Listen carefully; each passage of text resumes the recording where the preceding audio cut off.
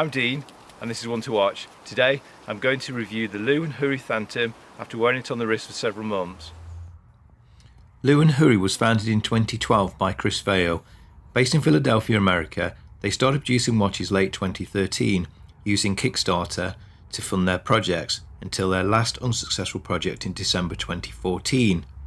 Their watches were all automatic using Chinese or Japanese movements. Lew Huey no longer exist as a company. They now trade as EMF, which stands for Nod to History.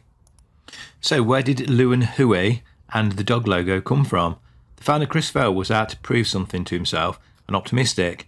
He used a phonetic on the Chinese Mandarin phrase Lew Huey for rebirth. In Chris' words, you can beat me down, but I'll keep coming back. The dog logo being equally ready to meet friend or foe. The Phantom is an automatic pilot watch with a domed acrylic crystal. It takes its name from the McDonnell Douglas F4 Phantom II fighter bomber. Its styling is from the plane's cockpit, clocks and gauges. The watch uses a reliable workhorse Japanese Seiko NH35 automatic movement and is 100 meter water resistant. Okay, so for measurements, first of all, let me just take the NATO strap off. Right, okay, I'll grab the digital calipers. Just going to reset that one back to 0. Okay, so first of all, let's have a look at the width. So the width is 42 millimeters. The thickness, which does include that thick crystal, is just over 14 millimeters. Let's just try and measure that without the crystal. That comes to 12 millimeters. So there's just over 2 millimeters in that crystal. Lug to lug length, which dictates how that wears on your wrist quite often, is 49, just over 49 millimeters. And the width of the lugs, so the size of the strap, is exactly 22 millimeters.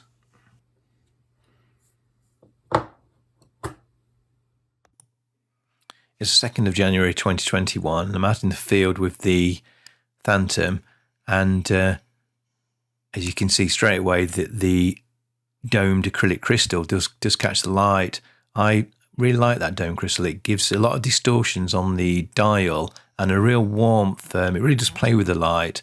I think, it doesn't really scratch that easy. Some people might think it does, might get put off, but the other thing is that you can sort of clean it and it's just like a brand new bit of glass then, bit of crystal. So I think that's to my mind it's a plus. And you can just see the bezel with the numbers on, and that gives you the opportunity you can sort of set a different time zone with that, or you can just use a general timer. You can just go 5, 10, 15, 20 instead of the actual numbers. The two things I actually like about the dial are the fact that the hour markers are cut out, so that gives it a real depth to the dial. The other thing that I really like is the actual red touches, the red from things like the Phantom, the triangle marker at the top, and the tip on the second hand. I think that just adds that nice bit of colour to the dial. Numbers on the bezel, and in fact all the markers on the watch, are that sort of off-white, almost like a faux patina. But I think on this watch they have actually got it right, and you can just see there the indices, the hands and everything, and the crown has actually got the dog logo on, so got a really nice signed crown.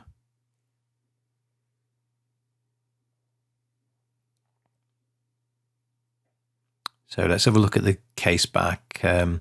I'll just take the strap off. Just get that off, and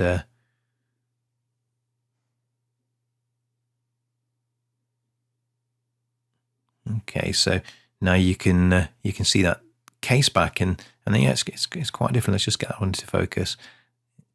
So the Caseback is you've actually got the dog, but the dog actually is a skeleton, and he's actually inside pilot's helmet, and it's been bombed by the actual Phantom plane.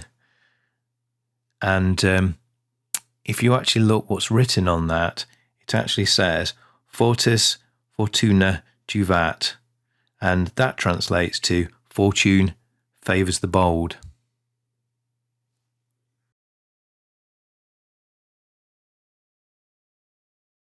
So back to the studio to look at the watch in more detail and to have a look what it looks like with various straps on. I really like this watch. Currently my only aviation type watch. For me, the lovely brushed steel case at 42mm is my sweet spot size.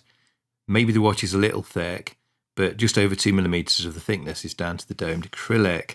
And to me, that is what I most love about the watch. It's amazing how it adds warmth, colour and distortions to the watch whilst adding to the vintage aesthetic. Also adding to the vintage look is the off-white colour on the markers and numbers, done just right. Faux patina mainly looks naff, but here they got it spot on. There is a lot to admire with the dial. The cut-out hour markers provide depth, whilst the 12 o'clock marker gives orientation and adds to the military pilot look. Again, the sword hands add to this look and look great how they have the black outline, which is a rough texture look, and matches the second hand, which is stealth in appearance, apart from enough lume on the end and the red tip.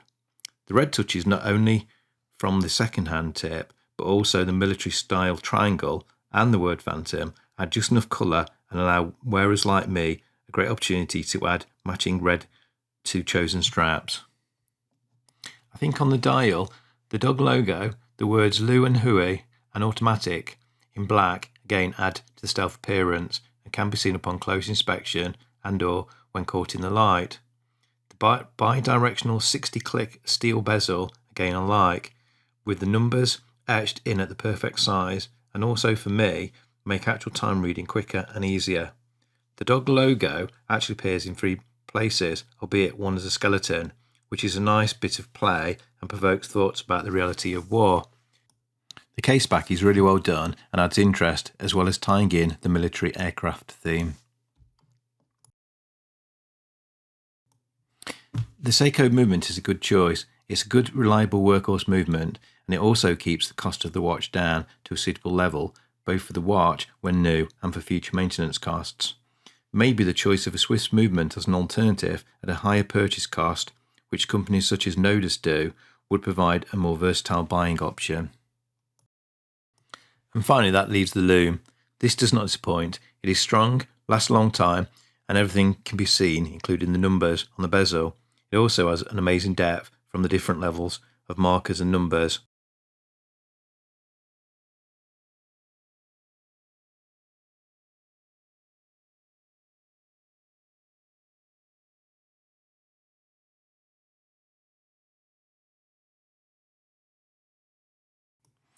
This watch is also a real strap monster, which I'm about to prove by showing you some different straps on it.